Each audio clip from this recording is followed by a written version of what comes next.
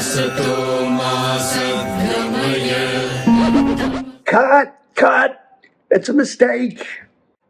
The word Gamayā is a verb, and it's the second person singular imperative form.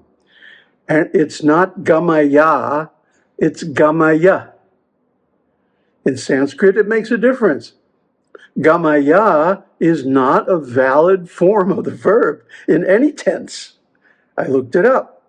So we had to go back. See, this recording was made back in the 1970s by Ravi, Shankar, and George Harrison. You know, these guys are not Sanskrit scholars. And it sounded funny to me. And when I started looking up the definitions of the words in the mantra, it became obvious that that's the wrong form of the verb. I'm surprised none of you guys picked it up. No Sanskrit scholars in the audience? Whew. Okay, I got away with that one. But anyway, I went back and changed the recording. So now instead of this, it sounds like this. And then I redid it so the whole thing is correct, even the text. So let's go over that again.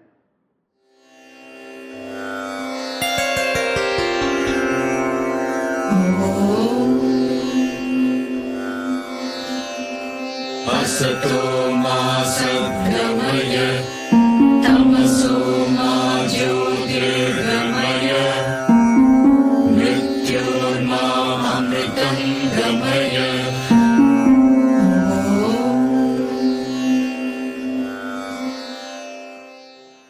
So now that we figured out how it's really supposed to sound and the way it's spelled correctly, what does it mean? Well, let's take a look at the whole first line and define each word.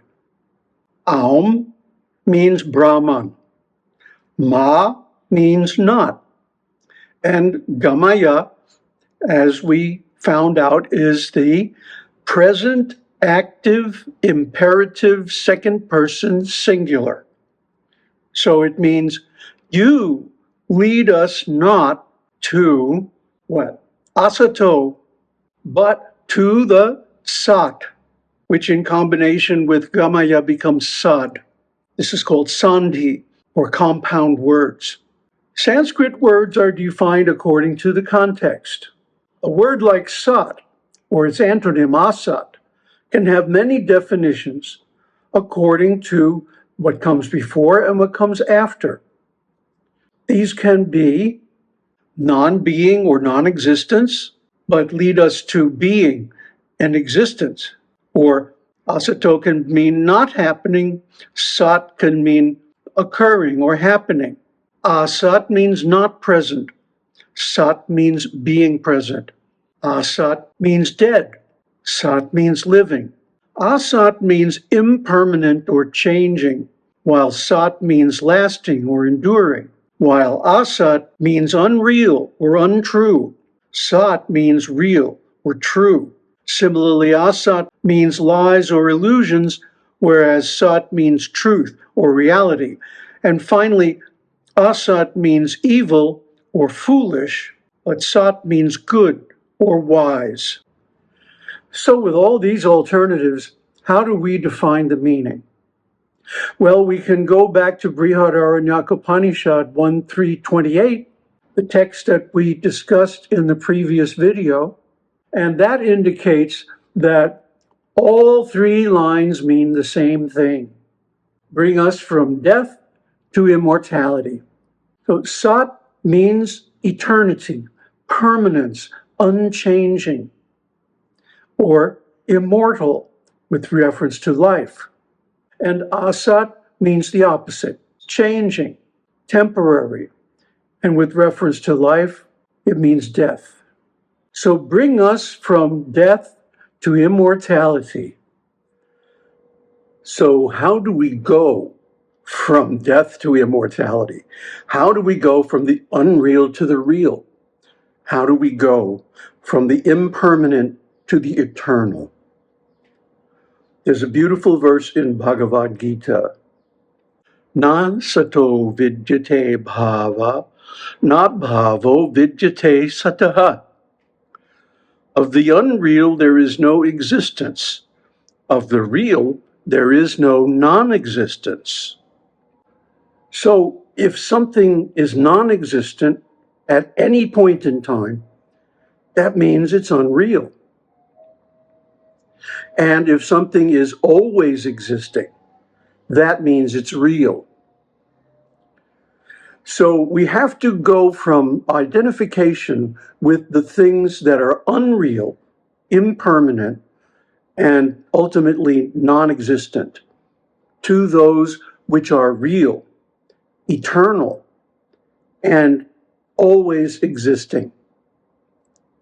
How do we do that? By the process of neti. Not this, not this.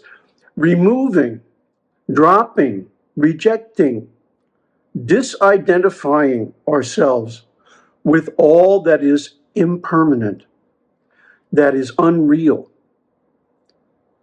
And that is how we go, Gamayā, from the unreal to the real, from the impermanent to the eternal, from death to immortality.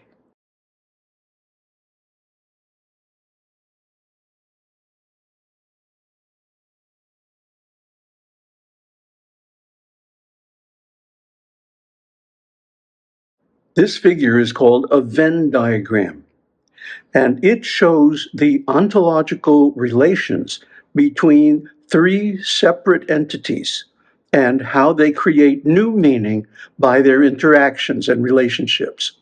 So in the impermanent reality, we have Maya, illusion, avidya, ignorance, and asat, unreality. The interaction of Maya and avidya is the perceived world. The interaction of Maya with Asat is the false appearance of that world. And the interaction of avidya with Asat is the individual delusion that I am an ego, I am the body, and so forth. And when you put all three of these together, you get adhyasa, or superimposition. And what is the nature of the sat, of the reality?